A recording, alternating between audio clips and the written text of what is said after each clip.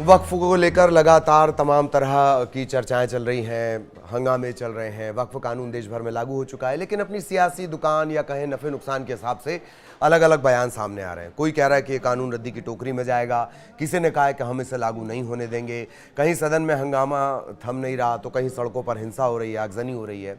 इन सब के बीच संविधान और उसके नियम क्या कहते हैं, उसकी भी हम बात करेंगे। सलाम, नमस्कार, राम राम। मैं हूं ललित प्रजापति। तो आज जो मोटा मोटी है, बाकी के राज्य क्या कह रहे हैं, जिन राज्यों में सरकारें हैं वहाँ लोग क्या कह रहे हैं, जिनमें सरकारें नहीं है, विपक्ष में हैं, वहाँ लोग क्या कुछ कह रहे हैं, किस जगह पर कितना हंगामा हो रहा है, वो हम आपको बताएंगे।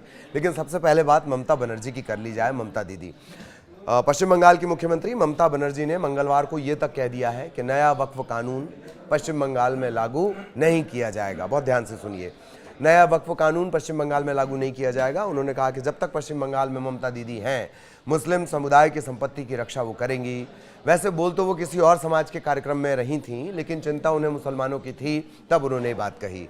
ममता बनर्जी ने यह भी कहा कि लोग पूछते हैं कि मैं हर धर्म स्थान पर क्यों जाती हूँ, मैं पूरी जिंदगी जाऊंगी, चाहे कोई गोली मार दे, मुझे एकता से अलग नहीं किया जा सकता, एकता से अलग नहीं किया जा सकता। ममता दीदी ने यह तक कह दिया कि बंगाल में धर्म के नाम पर बंटवारा नहीं होगा, हम जियो और जीने दो के सिद्धांत पर रहेंगे। बयान आया तो भाजपा नेता और पश्चिम बंगाल में नेता विपक्ष शुभेंदु अधिकारी ने कहा कि ममता फर्जी हिंदू हैं। अपनी भाषा और आचरण से उन्होंने सिद्ध कर दिया कि मुर्शिदाबाद में हिंदुओं की दुकानों पर तोड़फोड़ की गई है, पुलिस पर हमला किया गया और सीएम चुप हैं। वो मुर्शिदाबाद में जो घटनाक्रम हुआ, आगे मैं उसके बारे में आपको जानकारी दूंगा, उसकी जिम्मेदारी भी वो सीएम की ही मानते हैं। एक बात और जान लीजिए कि लोग बार बार ये जिक्र करेंगे, जो नेता है, कि भाई सुप्रीम कोर्ट में मामला है। तो देश में कानून लागू हो चुका है, इसकी अधिसूचना भी जारी कर दी गई है, 8 तारीख से ये लागू है। इन सब के बीच एक चीज़ जाननी आपके लिए ज़रूरी है कि तकरीबन 12 के करीब याचिकाएं पहुंची हैं सुप्रीम कोर्ट, और जमीयत उलेमा का कहना है, जमीयत उलेमा हिंद का ये कहना है कि वो हाई कोर्ट भी इस मसले को लेकर जाएगा। तो वो अदालती मसला वो अलग है, लेकिन कानून लागू किया जा चुका है।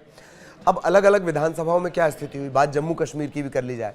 जम्मू कश्मीर विधानसभा में बुधवार को लगातार तीसरे दिन नए वक्फ कानून, नए संशोधन जो संशोधित होकर कानून बना है, उस पर हंगामा जारी रहा। नेशनल कॉन्फ्रेंस और भाजपा के विधायकों के बीच हाथापाई तक हो गई। आखिरकार विधानसभा की कार्यवाही स्थगित करनी पड़ी। इधर आम आदमी पार्टी के विधायक महराज मलिक हैं, उन्होंने कहा कि हिंदू तिलक लगाते हैं लेकिन पाप करते हैं। इस पर भाजपा के विधायक हैं विक्रम रंधावा, उन्होंने मलिक की निंदा की और कहा यह हिंदुओं का अपमान है। इससे पहले क्या हुआ, सोमवार से शुरू करते हैं। सोमवार को नेशनल कॉन्फ्रेंस के विधायक ने सदन में वक्फ संशोधन कानून की कॉपी फाड़ दी। एक जो नेशनल कॉन्फ्रेंस का विधायक था, एमएलए था, उसने अपनी जैकेट फाड़कर सदन में लहरा दी, तब भी कार्यवाही स्थगित करनी पड़ी। मंगलवार को भी नेशनल कॉन्फ्रेंस के जो विधायक हैं, उन्होंने सदन पर बिल पर चर्चा की मांग की, नारेबाजी करने लगे। तब भी नेशनल कॉन्फ्रेंस और भाजपा के विधायकों के बीच धक्का मुक्की के हालात बन गए। बिल को लेकर सड़क पर प्रदर्शन, हंगामा, हिंसा तक जारी है। पश्चिम बंगाल के मुर्शिदाबाद में मंगलवार शाम को वक्फ कानून के विरोध के दौरान हिंसा भड़क गई, आगजनी शुरू हो गई। प्रदर्शनकारियों से झड़प में कई पुलिस वाले जख्मी भी हुए हैं। मुस्लिम संगठनों के पदाधिकारियों पर, कार्यकर्ताओं पर यह आरोप कि उन्होंने पुलिस वालों पर पत्थर फेंके हैं। इसके बाद पुलिस ने आंसू गैस छोड़ी और लाठीचार्ज कर दिया। तब भीड़ और ज्यादा हिंसक हो गई। थोड़ा सा पीछे और चलेंगे, बात मणिपुर की भी कर लेंगे। रविवार को मणिपुर के थौबल जिले में भीड़ ने नए जो वक्फ कानून है उसका समर्थन करने पर भाजपा बीजेपी के अल्पसंख्यक मोर्चा के प्रदेश अध्यक्ष असगर अली के घर में घुसकर तोड़फोड़ कर दी, आग लगा दी। इसके बाद असगर अली सोशल मीडिया पर आए, पोस्ट किया, माफ़ी मांगी, और तब कहीं जाकर ये जो गुस्सा और हंगामा था वो रुका। अब जरा बिहार की बात कर ली जाए। बिहार दरअसल चुनाव के मुहाने पर है और विपक्षी राजद इस बिल को कैश करने की फिराक में है। बिल को कैश करने की फिराक में, कानून पर आएंगे बाद में। तेजस्वी यादव विपक्ष के सबसे बड़े चेहरे बताए जा रहे हैं, उस तरह से खुद को प्रोजेक्ट भी कर रहे हैं। वो चुनाव जीतकर सरकार में आने का दावा करते हुए वक्फ कानून को कूड़ेदान में फेंकने की बात कर रहे हैं। उन्होंने कहा कि यह कानून संविधान के अनुच्छेद 126 का उल्लंघन करता है। राजद नेता तेजस्वी यादव कह रहे हैं कि अगर राज्य में उनकी सरकार बनती है तो इस विवादित कानून को किसी कीमत पर लागू नहीं होने देंगे, इसे कूड़ेदान में डाल देंगे। यही बातें झारखंड से भी आई हैं। झारखंड सरकार में स्वास्थ्य मंत्री और कांग्रेस के नेता डॉक्टर इरफान अंसारी ने इसे राज्य में लागू नहीं होने देने का बयान दिया है। उन्होंने ये कहा है कि वक्फ संशोधन विधेयक 2025 को झारखंड में लागू नहीं होने देंगे। किसी भी हाल में ये संशोधन बिल झारखंड में लागू नहीं होगा। उन्होंने ये भी कहा कि मुझे समझ नहीं आता कि अगर मोदी सरकार अल्पसंख्यकों की भलाई के लिए कोई अच्छा नहीं कर सकती तो उन्हें परेशान क्यों करती है। कभी 3 तलाक, कभी NRC, CAA ले आते हैं और मुस्लिम समाज ने इसकी मांग तो की नहीं, केंद्र सरकार फिर से क्यों लेकर आई। अब ये इस तरह की बयानबाजी है। नागरिकता संशोधन अधिनियम CAA जब ये आया था तब भी इसी तरह की बयानबाजी आई थी। लागू करने को लेकर इस तरह की बयानबाजी हुई थी, CAA को लागू करने को लेकर। लेकिन केंद्र सरकार की तरफ से बनाया गया कानून पूरे देश में लागू होता है, क्योंकि नागरिकता, किसी को हम नागरिकता दे रहे हैं, सिटीजनशिप, वो केंद्र सरकार का अख्तियार होता है। अख्तियार मतलब वो कैसे बढ़ते हैं वो मैं आगे आपको बता रहा हूँ। राज्य नागरिकता नहीं देता है। मध्य प्रदेश ये नहीं कर सकता कि बाहर से कोई आए, पाकिस्तान से कोई आए, बांग्लादेश से कोई आ जाए, कनाडा से कोई आ जाए, उसको मध्य प्रदेश, झारखंड, बिहार ये नागरिकता नहीं दे सकते। अब अपन आते हैं वापस कानून पे। संविधान इसे लेकर क्या कहता है, अब समझिए। भारतीय संविधान की 7वीं अनुसूची के मुताबिक केंद्र और राज्य की कानूनी शक्तियों को 3 सूचियों में बांटा गया। संघ की सूची, राज्य की सूची, समवर्ती सूची, जो सरकारों के बीच पावर डिस्ट्रीब्यूशन, शक्तियों के बंटवारे को दिखाता है। संघ सूची यानी यूनियन लिस्ट, इसमें वो सब्जेक्ट शामिल है जिन पर केवल केंद्र कानून बना सकता है। रक्षा है, विदेश है, बैंकिंग है, संचार है, कम्युनिकेशन, मुद्रा है, पैसे लत्ते से जुड़ा हुआ, इस पर केंद्र कानून बनाएगा और राज्यों को मानना पड़ेगा। राज्य सूची क्या है, स्टेट लिस्ट। इसमें भारतीय संविधान की 7वीं अनुसूची के मुताबिक राज्य सरकार को कुछ विषयों में कानून बनाने का अधिकार दिया गया है, जैसे पुलिस हो गई, Madhya Pradesh police, Uttar Pradesh police, Chhattisgarh police, ये आपने सुना होगा। इसमें एग्रीकल्चर है, स्थानीय सरकार है, निकाय है, व्यापार है, वाणिज्य है, वन है, फॉरेस्ट, सार्वजनिक व्यवस्थाएं हैं, सिंचाई है, हाई कोर्ट के अधिकारियों से जुड़े मामले हैं, कर्मचारी, मादक पेय, सार्वजनिक स्वास्थ्य और जेल, ये राज्य के विषय हैं, इस पर कानून बन सकते हैं। इसमें कुछ विषय ऐसे होते हैं जिसमें केंद्र सरकार के कानून भी लागू होते हैं, वो आगे बता रहा हूं मैं आपको। फिर आती है समवर्ती सूची, इसमें वो विषय हैं जिन पर केंद्र और राज्य दोनों कानून बना सकते हैं। इसमें शिक्षा है, वन है, ट्रेड यूनियन है, विवाह है, गोद लेना है, उत्तराधिकार शामिल है।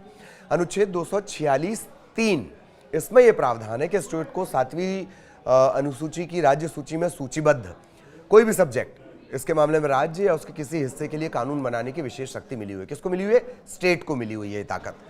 अब सवाल यह आता है कि भाई अगर राज्य और केंद्र दोनों ने एक विषय पर कानून बना लिया तो इफेक्ट किसका होगा, इंप्लीमेंटेशन किसका होगा। दरअसल समवर्ती सूची के विषयों पर दोनों सरकारें कानून बना सकती हैं। अब जैसे शिक्षा है, नई शिक्षा नीति आई थी, ट्रैफिक के रूल्स आए थे, परिवहन नीति की बात आई थी, बड़े भारी भरकम, आपको याद होगा कि उसमें चालान थे।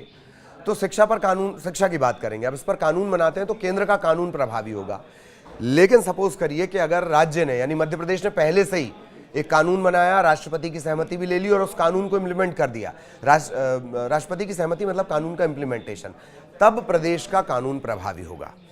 वापस धर्म पर आते हैं। भारतीय संविधान की प्रस्तावना में धर्मनिरपेक्ष शब्द 42वें संविधान संशोधन 1976 में जोड़ा गया।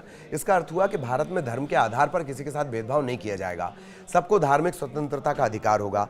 संविधान के अनुच्छेद 25 में स्वतंत्रता और धर्म को मानने, उसके अनुसार व्यवहार करने, प्रचार करने का अधिकार देता है।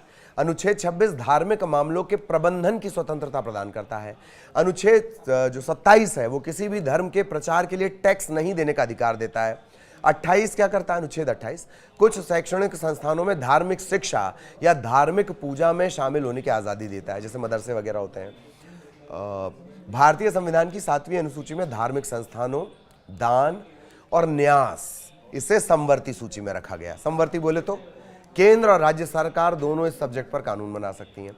अब बात करेंगे अनुच्छेद 29 और 30। हम लाइन से चले आ रहे हैं, आपने देखा 26, 27, 28, 29 और 30। धर्म या भाषा आधारित अल्पसंख्यकों को अपनी शिक्षा संस्थाओं की स्थापना और प्रशासन यानी मैनेजमेंट का अधिकार देता है।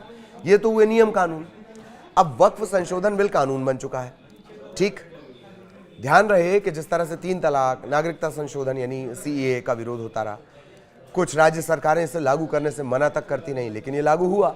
ठीक उसी तरह से वक्फ का जो कानून है वो भी लागू होगा, भले ही राजनेता इससे इतर बयान देते रहे। और वैसे भी मैंने शुरुआत में ही आपको बताया था कि नेताओं के जो ज्यादातर बयान होते हैं ना,